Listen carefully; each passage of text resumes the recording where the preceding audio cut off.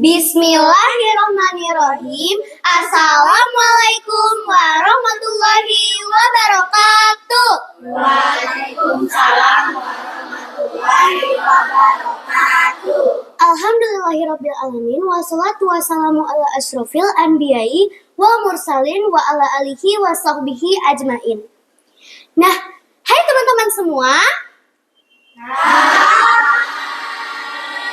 Kira-kira hari ini ada kegiatan apa ya? Nah, buat teman-teman yang penasaran, yuk simak dan dengarkan kegiatan ini dari awal sampai akhir. Nah, sebelumnya, apakah teman-teman tahu di kelas 6 ini ada pembelajaran yang namanya P5, yang dimana kita diperintahkan untuk membuat hastakarya sesuai dengan kreativitas dan ide kita masing-masing. Sebelum aku membuka kegiatan ini, izinkan aku untuk berpantun dulu ya. Jangan lupa jawab cakep, oke? Oke. Badan kekar umurnya tua. Cakep. Bawa pacul untuk bertani. Cakep. Apa kabar teman-teman semua? Alhamdulillah luar biasa. Harus ditemani Allah. Aku ucapkan selamat datang di podcast pendidikan P5. Sebuah ruang untuk mendalami dan mengeksplorasi berbagai nilai dan implementasi dari proyek penguatan profil pelajar Pancasila. Bersama saya, Garuda Langit Oscar Wigi dari kelas 6D dan rekan saya, Anzareti Mahira Nazifah dari kelas 6C. sebagai host kali ini yang akan menemani kegiatan kali ini dari awal sampai akhir. Nah, Anza, kira-kira di sesi kali ini kita ngapain aja sih? Di sesi kali ini kita akan membahas tentang bagaimana P5 bisa menjadi alat untuk membentuk karakter pelajar yang lebih baik, lebih kritis, dan lebih peduli terhadap sekitar. Tentu saja dengan tetap mengedepankan nilai-nilai Pancasila yang sudah menjadi dasar negara kita. Betul banget tuh Anza. Jadi, bagi teman-teman yang masih asing dengan istilah P5, ini adalah singkatan dari Proyek Penguatan Profil Pelajar Pancasila. Program ini merupakan salah satu inisiatif besar dari Kementerian Pendidikan dan Kebudayaan Indonesia yang bertujuan untuk menanamkan dan memperkuat nilai-nilai Pancasila di kalangan pelajar.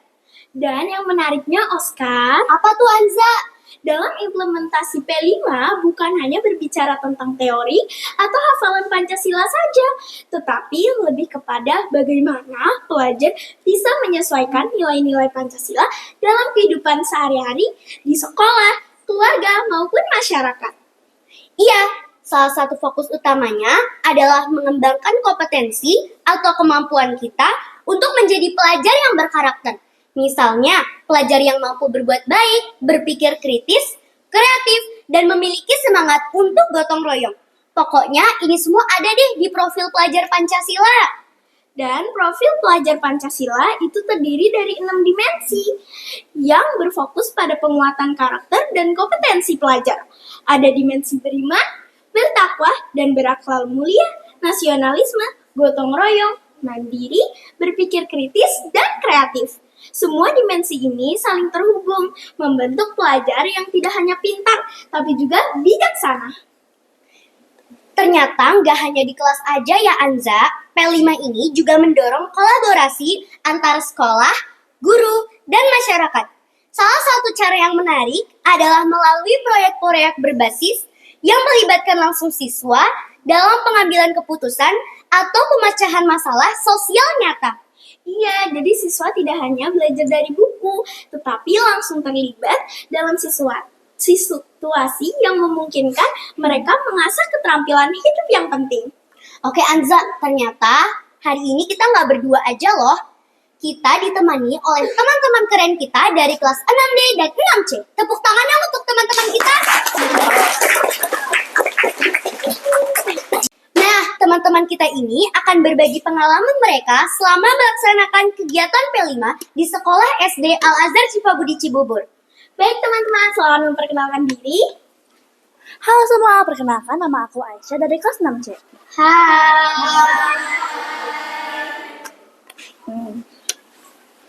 Hai semua, perkenalkan aku Okta dari kelas 6D. Hai semua, perkenalkan saya Caca dari kelas 6D.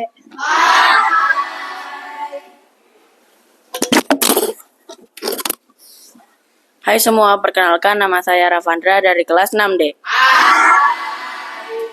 Hai semua, perkenalkan nama saya Fayat dari kelas 6C. Hai semua, nama saya Malik dari kelas 6C.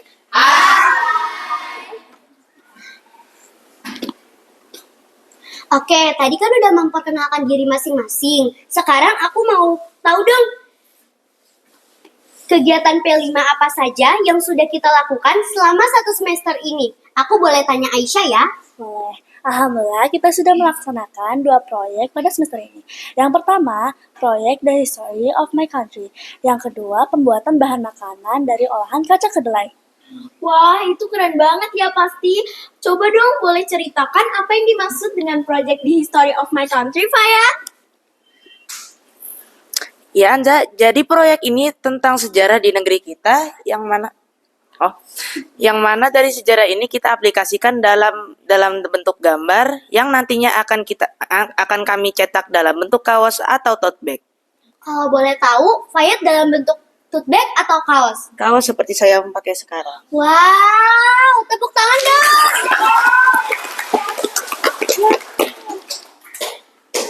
Oke Malik, sekarang aku mau tanya kamu, boleh gak?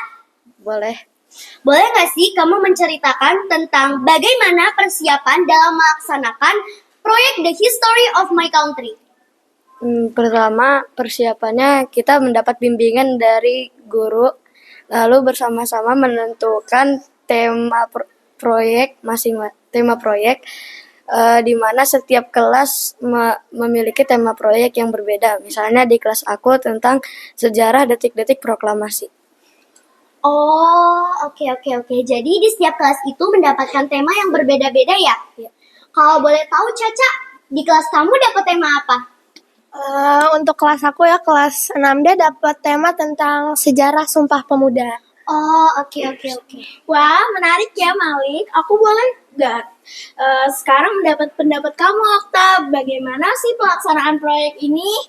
Oh, tentu boleh dong. Jadi, pertama-tama kita harus mengetahui terlebih dahulu nih tentang materi pada setiap tema yang ditentukan. Nah, kalau 6C itu kan mendapatkan tema sejarah detik-detik proklamasi kan? Iya. Nah, kalau kelas aku, 6D mendapat tema tentang sejarah Sumpah Pemuda. Nah, selanjutnya kita harus membuat desain nih tentang tema yang sudah ditentukan. Nah, selanjutnya itu kita harus menyiapkan medianya nih, seperti tote bag, kaos, dan juga kalau di kelas aku ada yang memilih menggunakan media gelas. Nah, selanjutnya itu kita harus menyablon dari hasil desain kita ke media tote bag, kaos, dan lain-lain. Nah, selanjutnya kita harus menentukan harga deh untuk dijual. Oh, kalau boleh tahu gimana sih cara nentuin harganya? Seingat aku sih waktu itu kita harus tahu dulu nih modalnya berapa. Nah, habis itu kita harus menentukan juga nih harga desain kita. Oh, desain juga dihitung ya? Iya dong. Karena ide itu mahal gak sih? Betul sekali.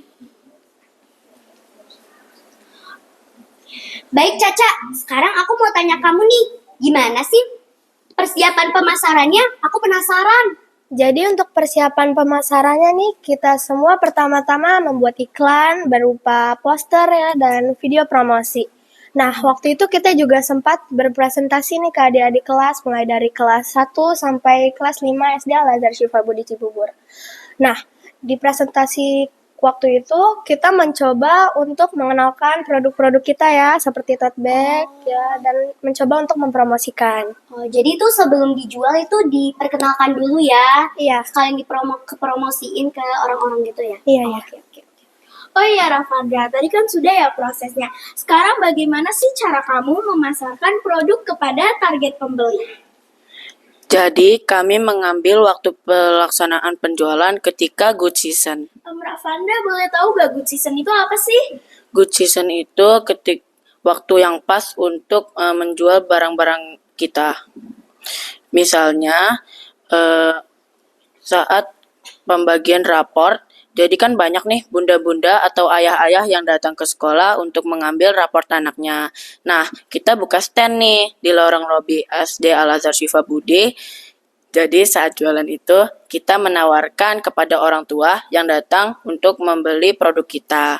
Disitulah produk kita terjual. Oh, jadi gitu ya teknik marketingnya. Jadi emang sengaja diambil waktunya saat pembagian rapot biar ada ayah bunda yang datang untuk membeli gitu. Iya, betul. Oke. Tepuk tangan dulu dong untuk teknik marketingnya.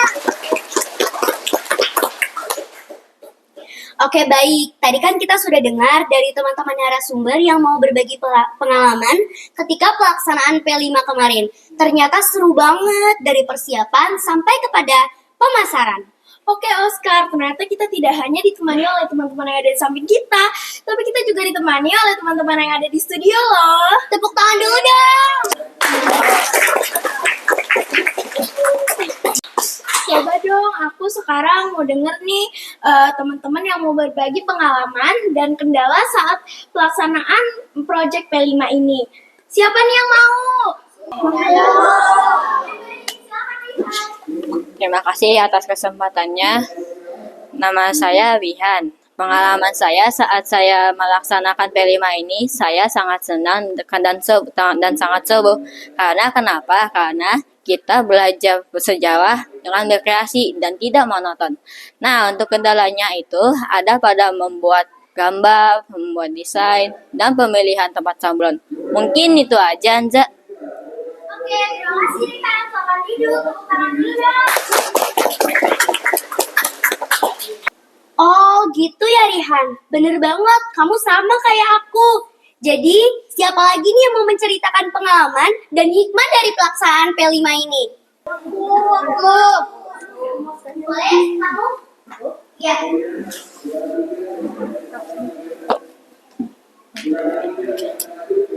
Oke, terima kasih atas kesempatannya, Oscar. Assalamualaikum warahmatullahi wabarakatuh. Hai semuanya, aku Akila dari kelas 6D. Menurut aku, Project P5 ini itu sangat banyak sekali manfaatnya yang bisa aku ambil.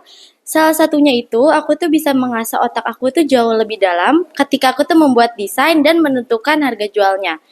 Terus aku juga bisa jadi mengenal lebih banyak lagi tentang sejarah-sejarah yang ada di Indonesia. Salah satunya itu sejarah Sumpah Pemuda. Terima kasih. Baik, terima kasih Adila. Beri tepuk tangan dulu dong untuk Baik, terima kasih teman-temanku yang sudah membagi pengalaman kepada yang ada di rumah maupun yang ada di studio ini. Semoga kita semua mendapatkan hikmah dari acara ini.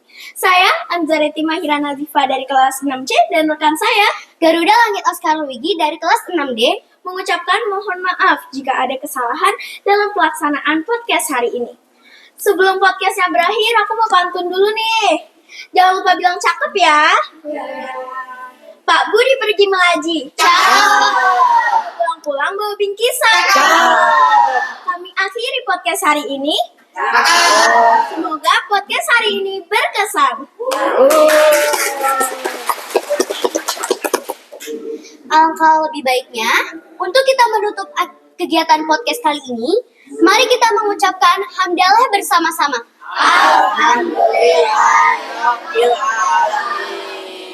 Wassalamualaikum warahmatullahi wabarakatuh.